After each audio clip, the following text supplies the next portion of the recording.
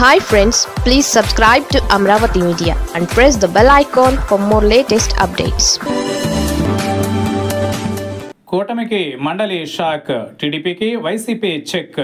రాజ్యసభకు 3 ఖాళీలు ఏర్పడ్డాయి. అవి వైసీపీ నుంచి రాజీనామా చేసి బయటకు వచ్చిన ఎంపీల వల్లనే జరిగాయి. దాంతో హ్యాపీగా కూటమి నేతలు రాజ్యసభలోకి వెళ్లబోతున్నారు. 2024 తరువాత గడిచిన 8 నెలలుగా రాజ్యసభలో టీడీపీకి ప్రాతినిధ్యం లేదు. కానీ ఇప్పుడు ఆ లోటు తీరబోతోంది. ఇదంతా రాజకీయ వ్యూహంలో భాగమని వేరేగా చెప్పాల్సింది లేదు.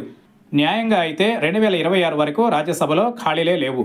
కానీ వైసీపీ నుంచి టీడీపీలోకి ఇద్దరు జంప్ చేయడం, అలాగే ఆర్ కృష్ణయ్య కూటమిలోని మరో పార్టీ బీజేపీలోకి వెళ్లాలని చూడడం వల్లనే ఇది జరిగింది. మరి ఇంత సజావుగా రాజ్యసభలో వ్యవహారం ఉంటే ఏపీ శాసన మండలిలో మాత్రం అలా అయితే లేదని అంటున్నారు. ఎందుకంటే కూటమి ప్రభుత్వం అధికారంలోకి వస్తూనే కొంతమంది వైసీపీ ఎమ్మెల్యేలు తమ రాజీనామాలు చేశారు. అలా చేసిన వారిలో పోతుల సునీత, కర్రి పద్మశ్రీ, బల్లి కళ్యాణ చక్రవర్తి, లేటెస్ట్గా జయమంగళ వెంకటరమణ ఉన్నారు. వీరంతా రాజీనామాలు చేస్తున్నారు. కానీ వాటిని మండలి చైర్మన్ అయితే ఆమోదించాల్సి ఉంది. ఆయన వాటిని ఆమోదించకపోవడంతో కూటమి సర్కారు ఏర్పడి 6 నెలలైనా మండలిలో అయితే కొత్తగా ఎవరూ ప్రవేశించలేకపోతున్నారు. రాజీనామా చేసిన వారు సైతం టీడీపీలో చేరాలని చూస్తున్నారు. ఇక ఆ ఖాళీ అయిన సీట్లలో కొందరు కొత్త వారు చేరి మండలిలోకి రావాలని అనుకుంటున్నారు. కానీ ప్రతిష్టంభన ఎక్కడ ఉందంటే చైర్మన్ మోషన్ రాజు ఈ రాజీనామాలను ఆమోదించకపోవడంతోనే. దాంతో శాసన మండలిలో కూటమికి గట్టి షాక్ తగులుతోంది. అక్కడ వైసీపీకి బలం ఉంది. దాంతో ఇటీవల జరిగిన సమావేశాలలో మండలిలోనే పెద్ద ఎత్తున చర్చ సాగింది. వైసీపీ కూడా అధికార కూటమి ప్రభుత్వాన్ని ఇరుకున పెట్టింది. ఈ క్రమంలో మండలిలో తమ ఎమ్మెల్సీలు జారిపోకుండా వైసీపీ వ్యూహాత్మకంగా వ్యవహరిస్తోంది.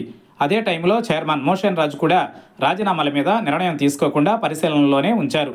ఇక మండలి ద్వారా ఎమ్మెల్సీలు కావాలని చూస్తున్న వారు అంతా ఈ పరిణామాలతో ఇబ్బంది పడుతున్నారు.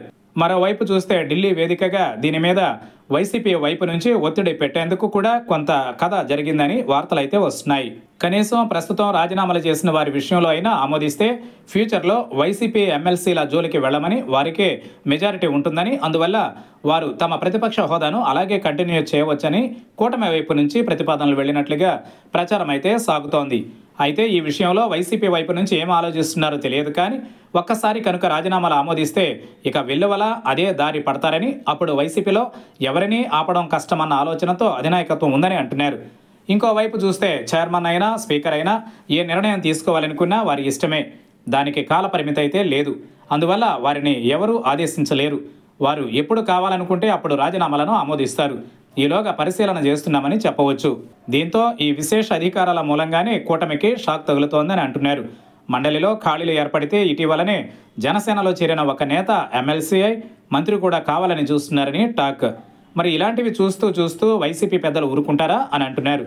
అందుకే తమదైన వ్యూహాన్ని రచిస్తూ కూటమికి షాక్ ఇస్తున్నారని అంటున్నారు.